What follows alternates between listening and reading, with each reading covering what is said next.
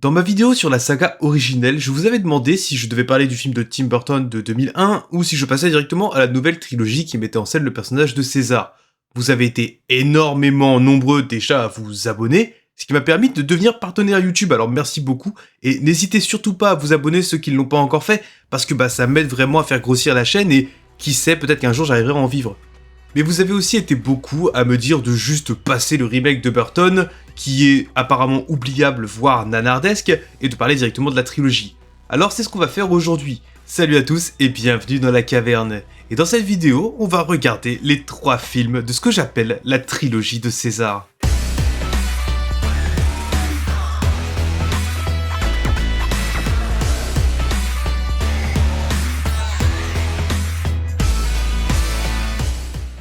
Le premier film de cette trilogie, La planète des singes, les origines, est sorti en 2011. Le film s'ouvre dans une forêt tropicale où un groupe de singes vit sa vie peinard avant d'être capturés et mis en boîte par des braconniers. Ils sont envoyés à San Francisco dans le laboratoire génétique de Genesis, où le scientifique Will Rodman, qui sera le personnage principal du film, les utilise pour tester un médicament nommé le ALZ-112 et censé soigner la maladie d'Alzheimer. Et pour l'instant, les résultats sont bluffants, la formule décuple les capacités cognitives de la sujet phare de Will, un chimpanzé que Will a baptisé Beauzieux, en référence au seul effet secondaire du ALZ-112, des reflets verts dans les yeux du patient. Super fier de lui, Will va essayer de convaincre les actionnaires de donner le feu vert pour des tests humains. Mais durant la présentation, Beauzieux devient folle, s'échappe et est finalement abattu par la sécurité de Genesis. Les investisseurs décident que le médicament est peut-être dangereux et qu'il faut arrêter immédiatement sa production ainsi que les essais. Et ils demandent également que tous les sujets de test soient abattus. Will n'a pas vraiment d'autre choix que de suivre les ordres et avec l'aide de son collègue Franklin, il découvre un enfant chimpanzé dans la cage de Beauzieux, expliquant son comportement erratique. Et le pire, c'est que si on revient un petit peu plus tôt dans le film, on voit vraiment que Beauzieux est en train de protéger quelque chose dans le fond de sa cage. Les 2 collègues sont complètement chamboulés par la découverte du nouveau-né, et comme Franklin est déjà assez tourmenté d'avoir euthanasié 12 singes, il arrive à convaincre Will de garder le petit chez lui quelques jours, le temps de lui trouver un refuge. Mais comme le chat que tu te dis que tu vas nourrir qu'une seule fois parce qu'il miaule à ta porte et qui finit par squatter chez toi sans payer le loyer, Will finit par adopter le petit singe. En un peu moins de 3 ans, Will se rend compte que le chimpanzé, maintenant baptisé César, a hérité des bienfaits du ALZ-112 par sa mère. Le singe est bien plus intelligent que ses congénères et Will en profite pour lui apprendre le langage des signes afin de communiquer. En parallèle, il continue aussi de s'occuper de son père Charles, atteint lui de la maladie d'Alzheimer et dont l'état se complique petit à petit, si bien qu'un jour Will décide de lui administrer le ALZ-112 dans une tentative désespérée de faire reculer la maladie. L'effet est quasi immédiat et les symptômes de Charles semblent disparaître. Fou de joie, ce dernier veut absolument voir César pour lui annoncer la nouvelle, mais il est parti chez les voisins pour essayer de sociabiliser et de jouer avec eux. Mais le daron de la famille voisine n'aime pas trop ça et tente de l'effrayer pour le faire fuir. Dans la confusion, César se blesse et Will l'emmène au zoo pour être soigné. Et puisque personne ne peut résister au charme de James Franco, la prochaine fois qu'on voit la vétérinaire Caroline, c'est quand elle et Will emmènent le chimpanzé dans la forêt de Muir, située de l'autre côté de la baie de San Francisco, pour que ce dernier profite de l'air libre et qu'il puisse grimper aux arbres. Après une transition ultra stylée, on est propulsé 5 ans plus tard. César a bien grandi tandis que la relation entre Will et Caroline bat son plein. Mais César sait qu'il n'est pas à sa place, et pour lui offrir des réponses, Will l'emmène à Genesis pour lui montrer d'où il vient et pourquoi il est si intelligent. Peu de temps après, lors d'un dîner, la maladie de Charles commence à refaire surface. Will se rend compte que le corps de son père a commencé à créer des anticorps pour combattre l'agent viral utilisé dans le ALZ-112, rendant le traitement de moins en moins efficace. Lors d'une crise, Charles essaye de monter dans la voiture du voisin connard qu'on avait vu plus tôt dans le film, qui arrive et commence à l'engueuler plutôt sérieusement. Témoin de la scène, César sort de ses gonds, saute au visage du voisin et lui ampute un doigt avant de se réfugier dans les bras de Charles. Cet épisode vaut à César d'être retiré à Will et placé dans un refuge pour primates. Mais le singe va vite comprendre que le refuge est loin d'être aussi accueillant qu'il en a l'air, surtout à cause de Dodge, le fils du propriétaire et connard de profession qui ne manque pas une occasion de le maltraiter et de le ridiculiser. De son côté, Will continue d'essayer de trouver une solution pour rendre le ALZ-112 permanent. Il explique la situation à son boss, Steven Jacobs, qui accepte de lancer des tests sur singes avec une nouvelle version du médicament. Le sujet choisi pour ces nouveaux tests est Koba, un bonobo habitué des tests en laboratoire dont certains l'ont laissé défigurer. Pour aider le scénario, cette fois-ci, le ALZ, baptisé 113, est administré par voie aérosol et un incident durant le test expose certes Koba, mais surtout Franklin à la nouvelle version du médicament, bien plus virale. Mais en tout cas, les résultats sont très prometteurs. Comme pour César ou Beauzieux, les capacités cognitives de Koba sont décuplées et Jacobs salive à l'idée du profit qui pourrait se faire avec un médicament qui rend surdoué.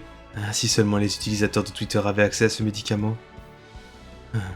Bref, pendant ce temps dans le refuge, César a du mal à se faire accepter par les autres singes, notamment Rocket, un mâle dominant du groupe, avec lequel il se bat avant d'être séparé par Dodge. Son seul vrai allié, c'est Maurice, un orang-outan très intelligent et qui connaît aussi le langage des signes après avoir été engagé dans un cirque. C'est lors de leur rencontre que César se rend compte que certains des singes du refuge sont directement envoyés à Genesis pour alimenter les batteries de test du labo. Lors d'une visite, Will promet à César qu'il fera tout pour le sortir du refuge et se doute que César est plus ou moins maltraité. Mais fatigué d'attendre, le chimpanzé décide de s'évader par lui-même. Il vole le calife d'un ami de Dodge pour crocheter la serrure de sa cage et libère un gorille afin de l'aider à soumettre Rocket pour devenir le leader du refuge. Et là le film s'accélère pas mal, alors accrochez-vous. Will retourne chez Genesis et apprend que Jacobs pousse pour obtenir des tests humains malgré le fait que Koba n'a toujours pas été testé et que Franklin est malade, absent depuis 2 jours. Une courte scène nous montre qu'il est dans un état proche de la seconde dose du vaccin Covid et il est retrouvé mort peu de temps après par sa voisine. Mais ça pour le moment Will ne le sait pas et il soudoie le propriétaire du refuge pour récupérer César. Et même si le vieux accepte, c'est pas le cas du primate qui décide de rester pour aider les singes à s'échapper. Parce que comme il le dit à Maurice, singes ensemble, fort. Mais Maurice lui répond que les singes sont stupides, ce qui donne à César l'idée de s'infiltrer chez Will pour voler du ALZ-113 et l'utiliser sur les singes du refuge. L'effet, encore une fois, est immédiat et le lendemain, César rallie ses troupes et prépare l'évasion. Dodge le retrouve seul dans la salle principale du refuge et se prépare à le remettre en cage. César lui tient tête, lui saisit le bras, et Dodge le somme. « Retire tes sales pattes de là, satané singe !» Et on a enfin une incroyable adaptation de la scène que décrivait Cornelius dans Les Évadés de la planète des singes. He spoke a word, which had been spoken to him all time without number by humans. He said... Putain, j'en ai des frissons. César assomme Dodge et l'enferme avant de libérer les autres singes qui commencent à battre à mort l'un des employés du refuge. Heureusement, César le sauve, prouvant que ses intentions ne sont pas mauvaises, il veut juste être libre. Dodge se relève et tente d'intercepter César avec son bâton électrique, mais un coup de lance-incendie bien placé retourne l'arme contre lui et le tue sur le coup. Je connaissais pas ce sortilège, sûrement un sort interdit. Les singes arrivent donc à s'échapper du refuge et commencent à déferler sur la ville. Quand Will arrive au refuge après avoir vu les capsules de AS-713 manquantes, il ne peut que constater les dégâts alors que les singes du refuge vont libérer leurs congénères au zoo et à Genesis, où Jacobs échappe de justesse à la déferlante simiesque en montant à bord d'un hélicoptère. Désormais unis, les primates s'opposent aux forces de l'ordre dans l'espoir de gagner la forêt de Muir, où ils espèrent être en sécurité. Mais pour s'y rendre, il faut traverser le Golden Gate, et c'est là que les attend un bataillon armé de la police de San Francisco, bien décidé à les arrêter. Utilisant leur avantage physique et l'architecture du pont, les singes parviennent à faire fuir les policiers, mais la célébration est de courte durée quand Jacobs se pointe avec un hélicoptère et surtout une putain de mitrailleuse bien décidée à abattre César et autant de singes que possible. Ça se passe pas très bien pour lui et l'hélicoptère se crache sur le pont, alors que César décide de refuser d'aider Jacobs et laisse à Koba le privilège de se venger de ceux qui l'ont fait tant souffrir. La bataille de San Francisco est terminée, et ayant enfin gagné leur liberté, les singes se rendent dans la forêt. Will arrive peu de temps après, juste à temps pour faire ses excuses et surtout ses adieux à César. Le film se termine sur César, prenant place parmi les siens, admirant la vue sur la baie de San Francisco. Tout est bien qui finit bien ? Pas si sûr, puisqu'une scène post-crédit nous montre le voisin de Will qui avait été infecté par Franklin plus tôt dans le film et qui s'apprête à prendre son poste en tant que pilote de ligne. Son saignement de nez nous laisse présager le pire.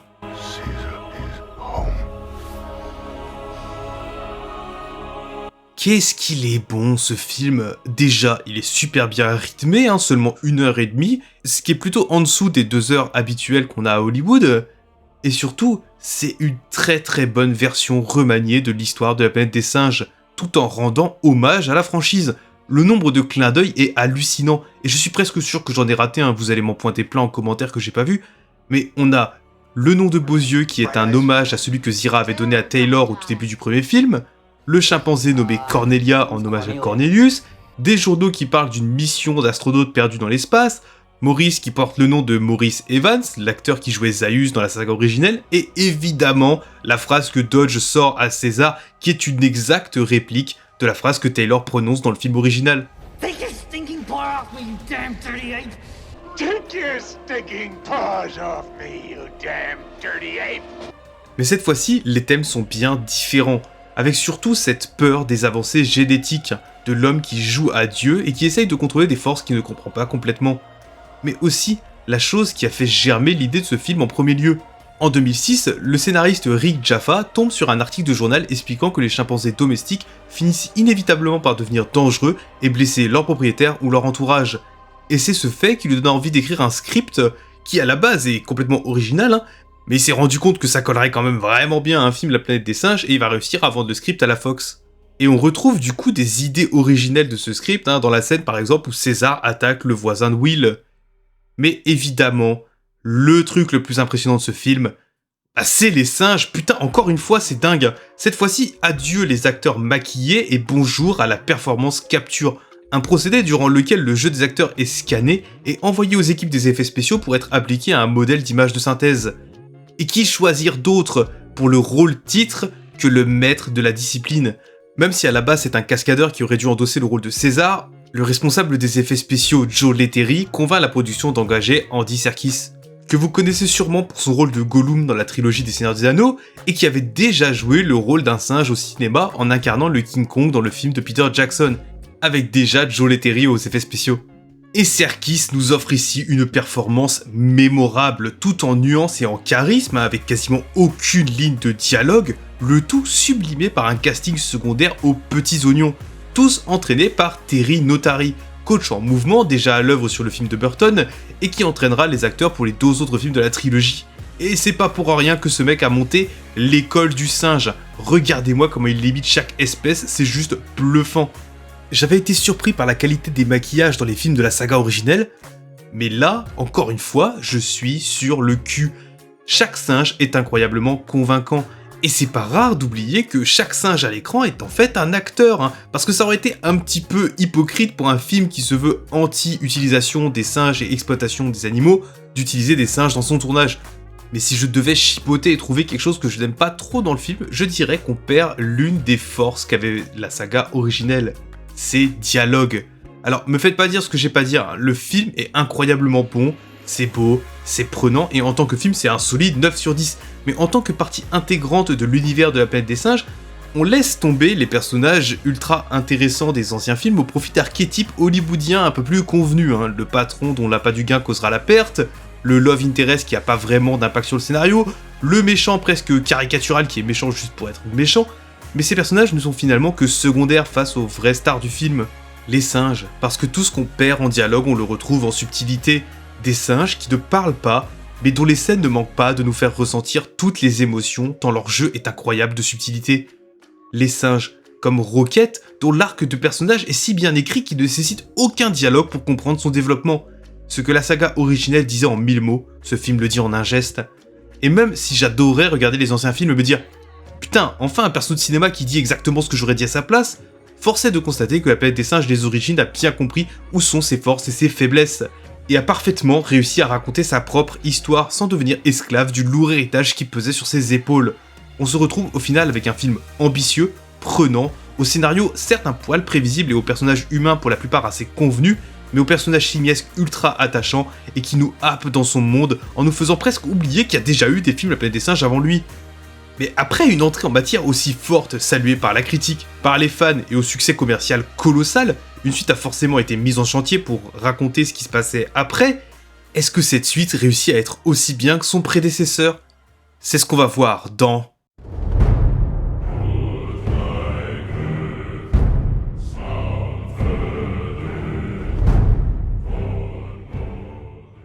Le film s'ouvre sur un montage qui nous fait comprendre que le virus ALZ-113 ne s'est pas arrêté, et qu'une grande portion de la race humaine est désormais morte, que ce soit du virus ou de la panique qu'il a causé. On refait la connaissance de César lors d'une partie de chasse qui tourne assez mal quand un ours se pointe, mais Koba vole à son secours, et à celui de son fils, qui en ressort quand même avec une belle cicatrice. On découvre aussi la société singe, qui a élu domicile dans la forêt de Muir et qui y vit depuis maintenant plus de 10 ans. C'est là que Maurice enseigne aux jeunes singes la langue des signes, mais aussi l'écriture, grâce à la phrase « Un singe ne tue pas de singe ». Ah, ça me rappelle quelque chose cette scène d'ouverture.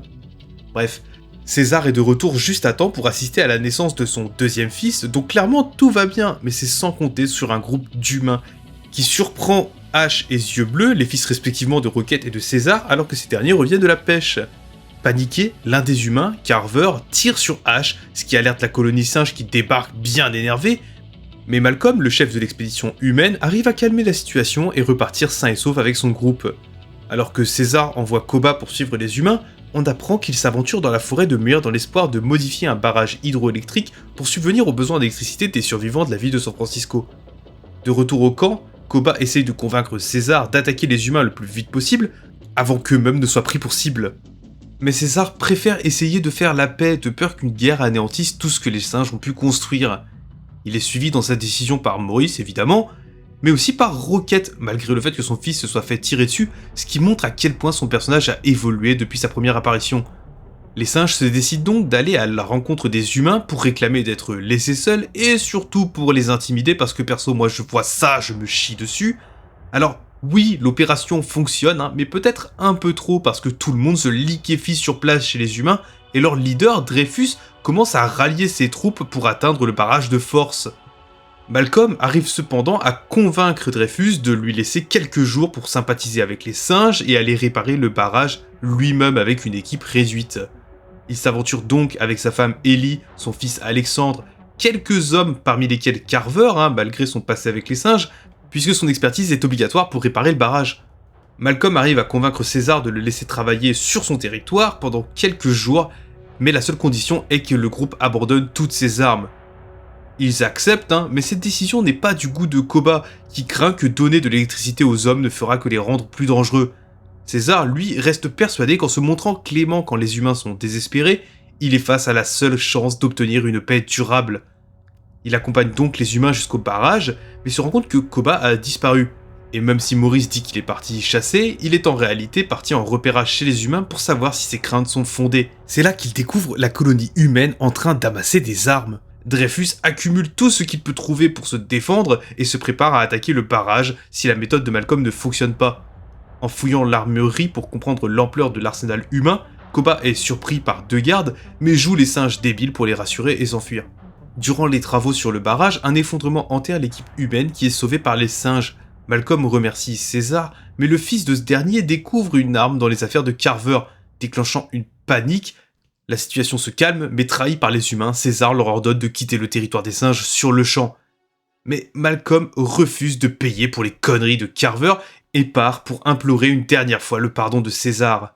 Arrivé sur place, avec sa femme, il se rend compte que la compagne de César est gravement malade. En signe de bonne foi, il lui offre des médicaments nécessaires à sa guérison et promettent de faire partir Carver. César, en bonne volonté, leur offre un jour supplémentaire. Alors que les réparations sont presque finies sur le barrage, Koba est de retour et il accuse César d'aimer plus les humains que ses frères simiesques. César n'apprécie pas du tout ce manque de respect et passe Koba à tabac avant de le laisser partir et de lui pardonner. Le lendemain, Koba se rend chez les humains, distrait les deux gardes avant de les tuer et s'empare de certaines armes de l'arsenal. Il revient chez les singes au même moment où les travaux sur le barrage sont officiellement terminés et commence par tuer Carver, puis tire sur César depuis l'ombre et commence à incendier le foyer avant de faire porter le chapeau aux humains. Fou de rage, les singes le suivent pour aller attaquer la ville. Il commence par voler les armes de l'armurerie avant de se diriger vers le bastion humain où une guerre sans merci éclate entre singes et derniers humains. De son côté, Malcolm et sa famille trouvent César grièvement blessé mais vivant et l'embarquent vers San Francisco dans l'espoir de le soigner. Ils trouvent refuge dans la maison où César a grandi, tandis que Koba continue son règne de terreur en attaquant les humains sans distinction, et quand Ash, le fils de Rocket, éprouve des remords en affirmant que cette violence n'est pas la digne volonté de César, Koba l'exécute devant les autres singes pour étouffer toute envie de désobéissance. Les singes emprisonnent les humains restants, bordel, je suis sûr d'avoir déjà vu ça quelque part, et enferment également les lieutenants les plus fidèles de César. Afin de trouver de quoi soigner César, Malcolm s'infiltre dans la colonie humaine, dans un plan séquence vraiment pas dégueu, et c'est alors qu'il tombe sur Yeux Bleus, qu'il ramène au chevet de son père. Après avoir été mis au courant de la situation, César se rend compte que les singes et les humains sont plus similaires qu'il ne le pensait et que la haine de Koba envers les humains ne trouvera pas de repos. Il se dirige vers la colonie pour l'arrêter une fois pour toutes avec l'aide de son fils qui libère Maurice et les autres lieutenants avant de s'infiltrer par les anciennes lignes de métro avec Malcolm. C'est là que Malcolm est réuni avec Dreyfus qui compte bien faire sauter toute la colonie pour arrêter les singes. Malcolm fait alors tout pour empêcher Dreyfus de déclencher les bombes, tandis que César entame le combat contre Koba avec une insulte que je sais pas, je trouve trop stylée alors qu'elle est ultra débile et ultra simple. Caesar. Weak. Koba. Weaker. Et pendant le combat, Dreyfus explique qu'ils ont réussi à établir le contact avec une base militaire au nord et que les forces armées sont en route pour éradiquer les singes. Il déclenche ensuite les bombes, fragilisant la structure de la tour dans laquelle César et Koba sont toujours en train de se battre. César arrive cependant à vaincre Koba dans une scène de mort bien trop violente pour un film sur des singes qui parlent. César retrouve Malcolm qui lui apprend que l'armée humaine arrive et que la guerre se prépare. Mais César sait que la guerre a déjà commencé et que les humains ne s'arrêteront pas. Il reprend sa place en tant que leader des singes et se prépare pour l'arrivée imminente de la plus grande bataille de la planète des singes. Koba, fight for Koba. Alors, je vais être clair et précis, c'est pour moi le meilleur film de la trilogie. C'est grandiose, ça prend aux tripes et j'ai vraiment du mal à trouver des défauts à ce film sans avoir peur d'être de mauvaise foi. Les acteurs sont toujours ultra convaincants, les singes toujours aussi bluffants, et on retrouve énormément de qualités déjà présentes dans le premier film. Mais ce deuxième opus réussit quelque chose de bien plus grand. Ce film, c'est littéralement ce que la bataille de la planète des singes voulait être. On retrouve plein de points de scénario communs aux deux films, avec les deux colonies qui sont à un stade assez tôt dans leur existence, avec un membre de chaque espèce qui cherche la paix tandis qu'un autre cherche la guerre, et j'ai pas pointé du doigt tous les autres parallèles mineurs disséminés dans le film, mais on est clairement face à une réécriture de la bataille de la planète des singes. Mais cette fois-ci, pas de budget ridicule, pas de personnages caricaturaux écrits à la va-vite, non, la bataille finale est véritablement spectaculaire et les enjeux clairement établis pour chaque protagoniste. C'est une parfaite réussite. Et surtout, remettre sur le devant de la scène des personnages intéressants pour les deux espèces, avec chacun des motivations et des convictions plausibles, permet de retrouver les fameux dialogues ultra prenants qui m'ont fait adorer la franchise. Oui, Carver est un con, mais son comportement est compréhensible, et quand il s'explique, on se dit que peut-être à sa place on aurait fait pareil. Tout comme Dreyfus, même s'il devient un poil caricatural sur la fin. Et malgré un dernier acte qui traîne un petit peu dans la longueur, je veux dire Koba lance son attaque sur la colonie alors qu'il reste genre 1 heure de film, je le redis, pour moi ce film est presque parfait. Le personnage de Koba est ultra intéressant et sa relation avec César est incroyablement poignante, avec d'un côté Koba qui ne peut pas se défaire de sa haine des humains et de l'autre César qui ne peut pas se défaire de sa compassion. Clairement, on est face à un opus incroyable qui restera pendant longtemps dans ma liste de films que j'ai aucun mal à revoir, tant son rythme, sa cinématographie et ses personnages m'ont impressionné. Et là, on arrive à la conclusion de l'histoire de César. Alors, est-ce que c'est possible de faire un 3x3, de faire une trilogie parfaite avec un film du même niveau que les deux premiers ?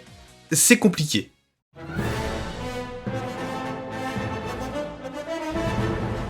Apes.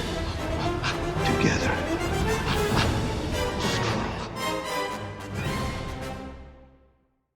La planète des singes suprématie s'ouvre direct dans l'action. L'armée humaine, mentionnée à la fin de l'affrontement, est arrivée et traque la colonie singe depuis maintenant 2 ans. Les humains attaquent un avant-poste qu'ils pensent être le foyer des simiesques, ils comptent même parmi leur rang des singes, anciens alliés de Koba et qui craignent beaucoup trop le sort que César leur réserve pour revenir à la colonie. César et son armée arrivent à repousser l'attaque et font même quelques prisonniers, qu'il décide de relâcher en signe de bonne volonté, expliquant que cette guerre est celle de Koba et pas celle de César. De retour à la colonie singe, qui est maintenant derrière une cascade, César sent que l'armée humaine se rapproche de plus en plus, et ça tombe bien car son fils Yeux Bleus ainsi que Rocket sont de retour d'une expédition au cours de laquelle ils ont trouvé un endroit parfait pour s'installer, au-delà d'une forêt et d'un désert, et si possible au-delà de l'humain. Winters, un gorille albinos, pense que c'est l'opportunité rêvée pour échapper aux troupes humaines et somme César de quitter le refuge dès la nuit tombée. Mais le leader des singes veut être sûr que le trajet se déroulera sans accroc et qu'aucun singe ne sera capturé par les troupes du colonel McCullough. Cette décision va lui coûter cher, parce que le soir même, un groupe d'humains infiltre le refuge et malgré les efforts de Rocket et des troupes de César pour les arrêter, le colonel en personne abat Yeux Bleus et sa mère. César tente de poursuivre l'assaillant qui s'échappe de justesse. Désormais obnubilé par son idée de vengeance, il ordonne aux autres singes de partir sans lui, tandis qu'il ira de son côté traquer personnellement le colonel. Il est tout de même accompagné par ses plus fidèles lieutenants, Maurice, Luca, un gorille et Rocket. Et les 4 fantastiques entament donc leur périple. Leur première piste est un campement humain habité et ils tombent nez à nez avec un homme qu'ils sont obligés d'abattre. Mais en explorant le campement, ils découvrent aussi une fille qui semble incapable de parler. Maurice arrive à convaincre les autres de ne pas l'abandonner et ils continuent leur expédition à 5. Un personnage féminin qui ne peut pas parler. Je vous laisse deviner comment elle va s'appeler. Bref, l'équipe arrive à rejoindre une base armée et s'infiltre pour tirer des informations de Winter, qui a préféré déserter les singes et rejoindre les troupes du colonel plutôt que de se faire tuer. Et qui s'avère être celui qui a donné la position du refuge aux humains et a donc causé la mort de la femme et du fils de César. César est obligé de tuer Winters pour éviter qu'il sonne l'alarme, et le groupe arrive à s'échapper de justesse et à suivre la trace du colonel. Arrivés dans les régions neigeuses, ils rattrapent les troupes humaines qu'ils entendent tirer. Alors soit les soldats hautement entraînés ont un aim de Stormtroopers, soit ils tirent sur quelque chose d'autre. Et en effet, les soldats exécutent certains de leurs membres. Heureusement, une des victimes est encore à peine en vie, mais semble incapable de parler, comme la jeune fille. César se doute qu'une maladie ronge la race humaine, et en prenant de la hauteur pour observer le convoi de troupes, une figure encapuchonnée essaye de voler un cheval.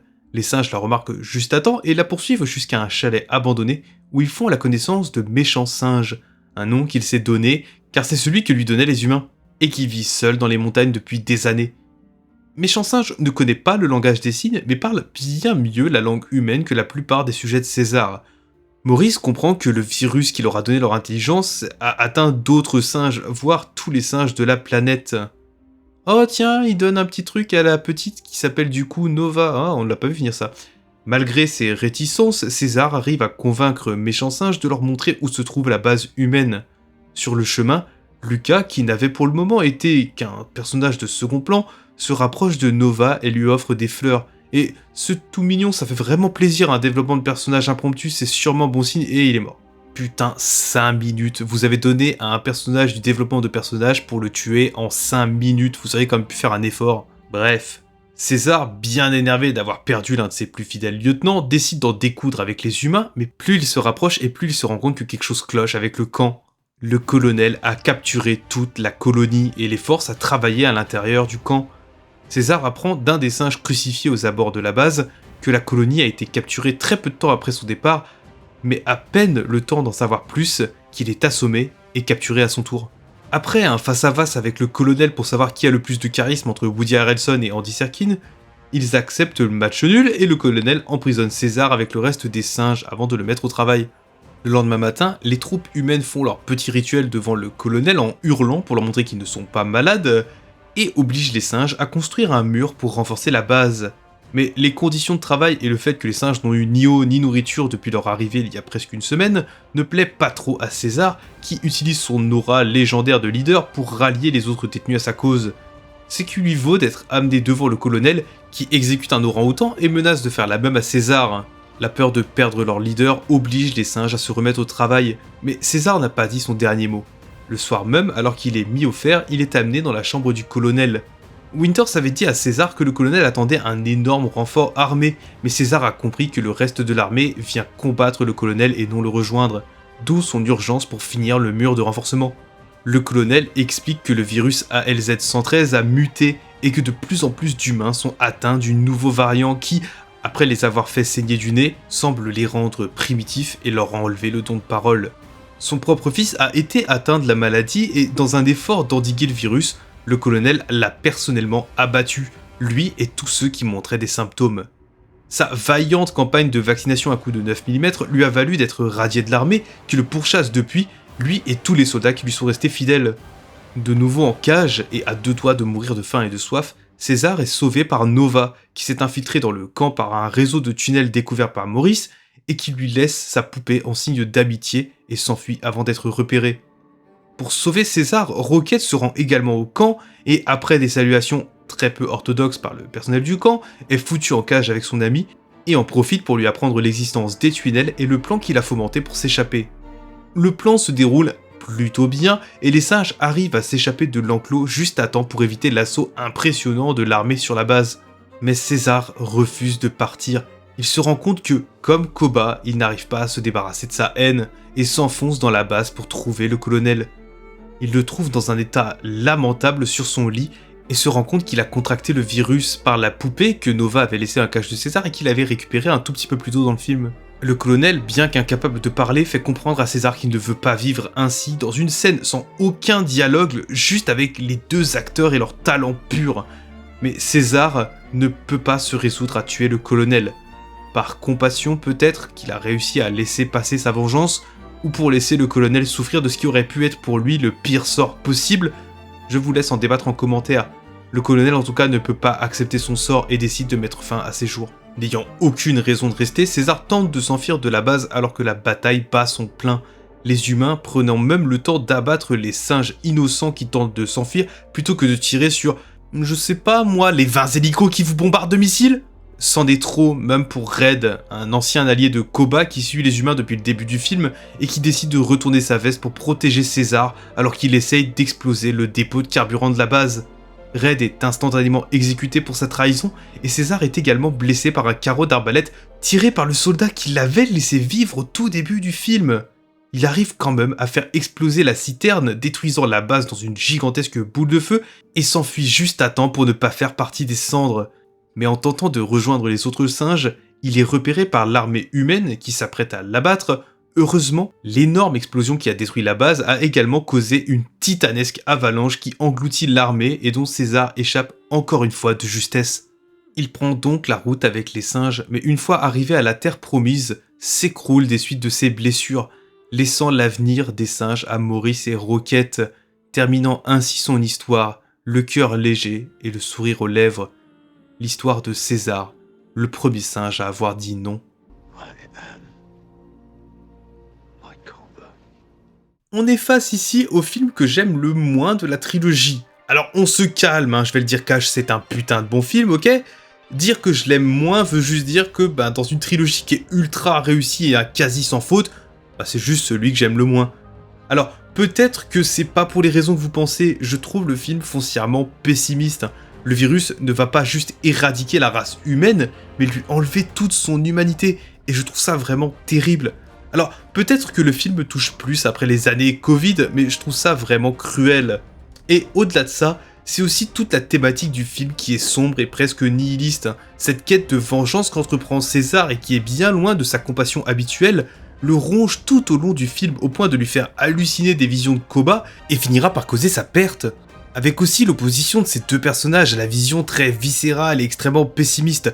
D'un côté, la vengeance aveugle de César, et de l'autre, le pragmatisme presque robotique du général, capable de sacrifier quiconque pose un problème à la race humaine. Ce film est tragique, je dirais même shakespearien dans l'écriture de ses personnages, et c'est pas la seule inspiration littéraire qui transpire dans le métrage.